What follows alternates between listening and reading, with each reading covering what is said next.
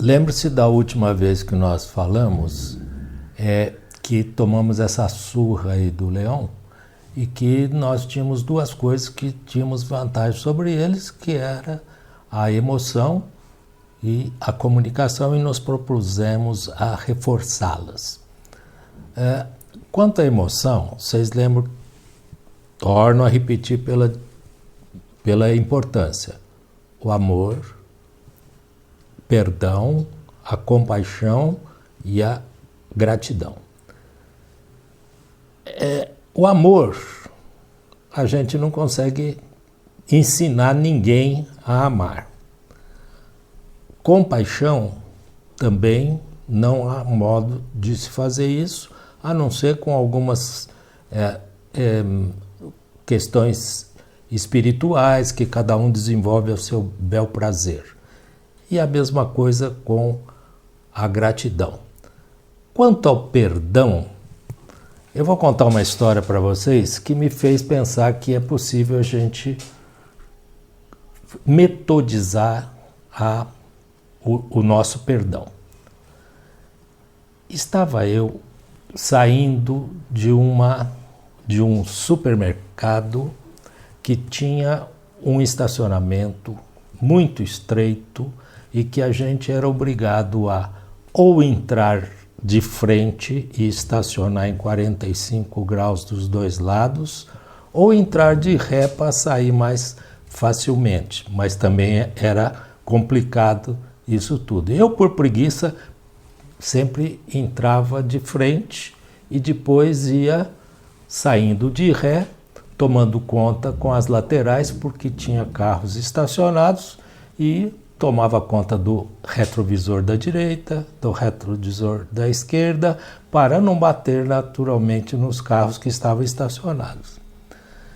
Estava eu saindo assim e me esqueci de um pequeno detalhe, de olhar no retrovisor central para ver o que estava acontecendo por trás. Vinha um rapaz com um carrinho de compras e de repente deu um grito, um tremendo de um grito, eu achei até que tinha atropelado. E ele estava distante até, mas eu parei, esperei ele passar,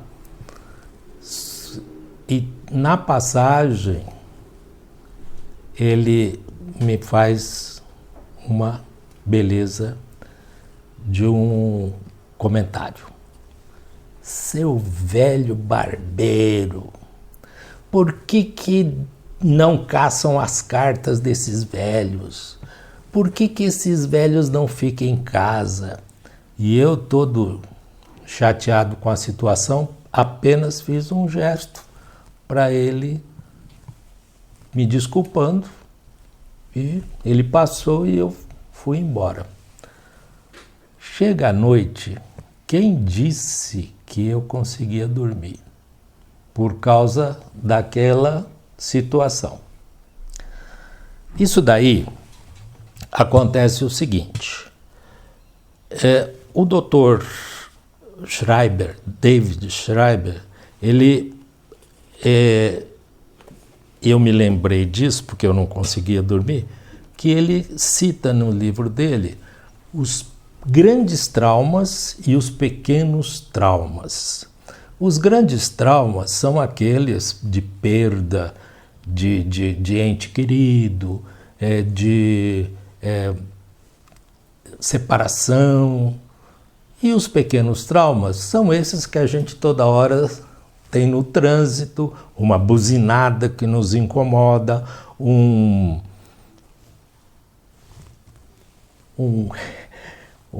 gesto simpático e assim por diante.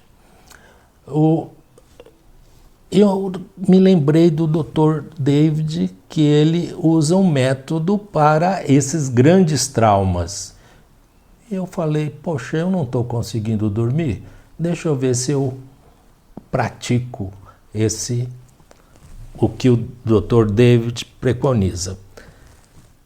Ele usa naturalmente para grandes traumas.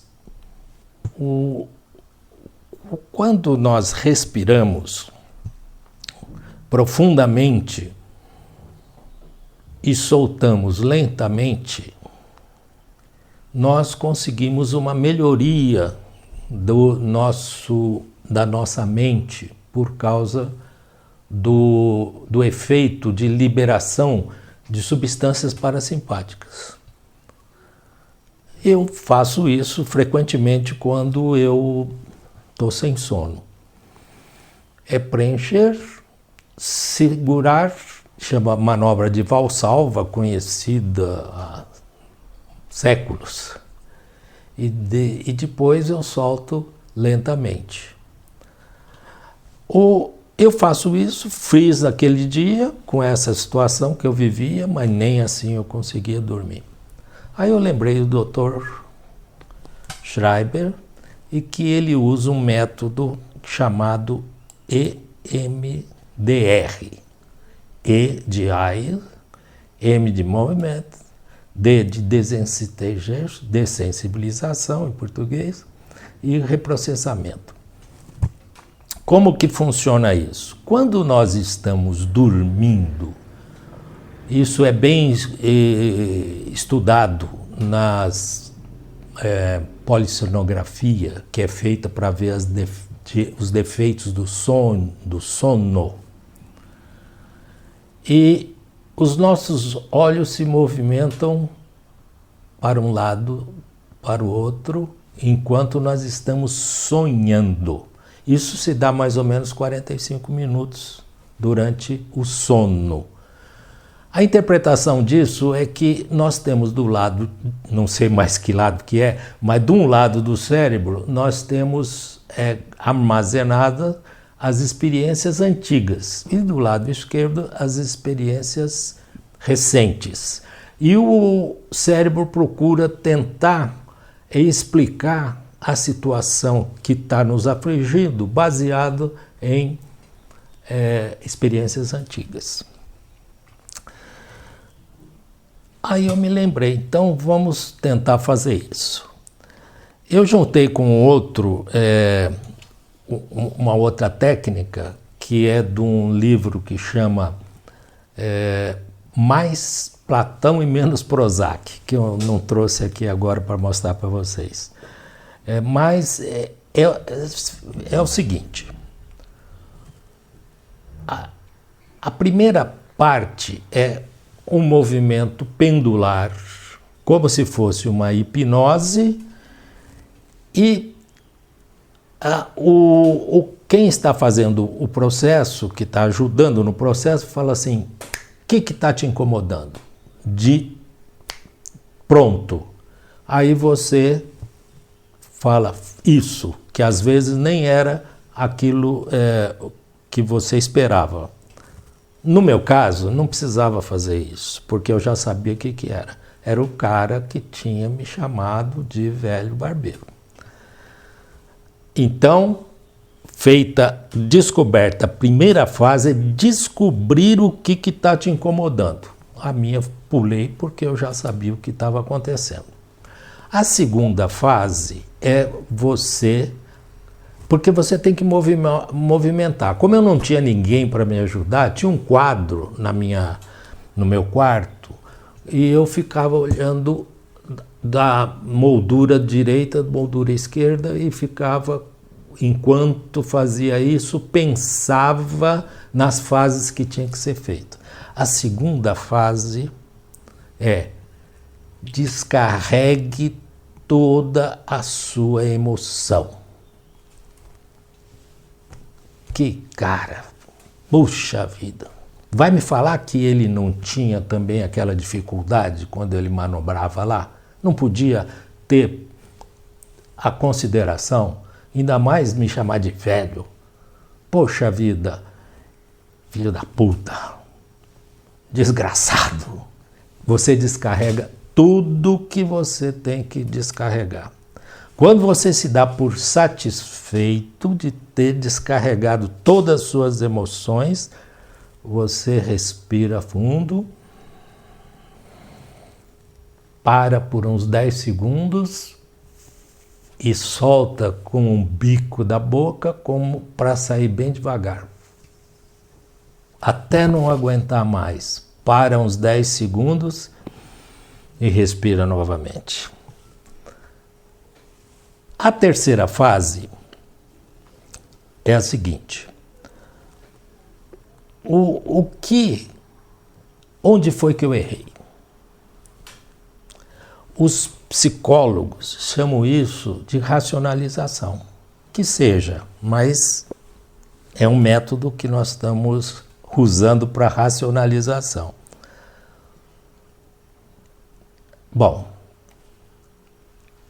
eu esqueci de olhar no centro, no retrovisor central. O que me incomodava mesmo era ele me chamar de barbeiro, por incrível que pareça. Porque velho eu sou mesmo assumido, mas barbeiro, puta, aquilo me incomodava. Aí eu falei, caramba, mas a gente aprende quando está lá na autoescola a olhar os 3 retrovisores. E eu falhei porque eu não olhei um retrovisor. Como é que chama quando você você comete um deslize de direção?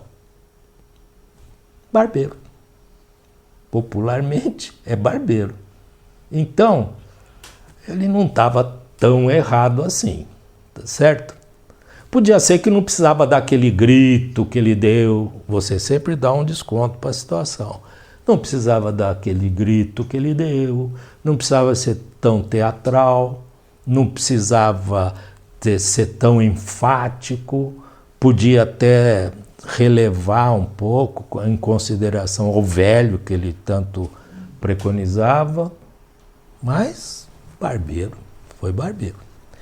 Então, você cumprir a terceira fase, que era ver onde que eu estava errado.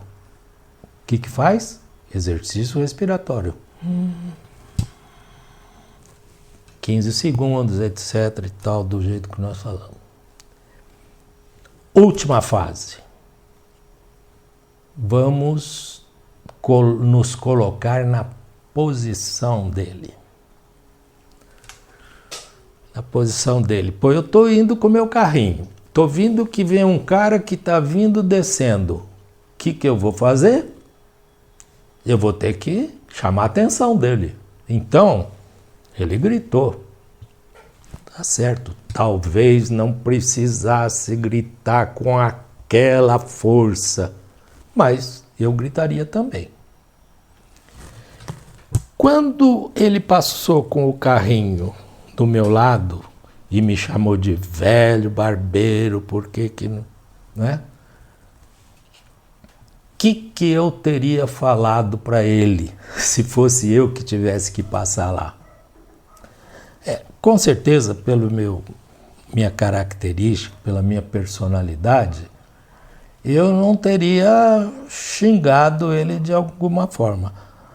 Aí entram parênteses. O Amir Klink, ele sempre fala assim, quando ele estava no alto mar lá sozinho, uma das coisas mais difíceis que tinha é ele manter o bom humor. No caso dele, eu não podia chamar ele de velho barbeiro, porque ele não era velho, era um rapaz bem mais novo. Humor, mas ele era careca. Será que eu chamaria ele de ô seu careca barbeiro? Não, também não chegaria tanto, mas que eu daria um olhar de reprovação para ele. E a gente sabe que muitas vezes um olhar dói mais do que as palavras.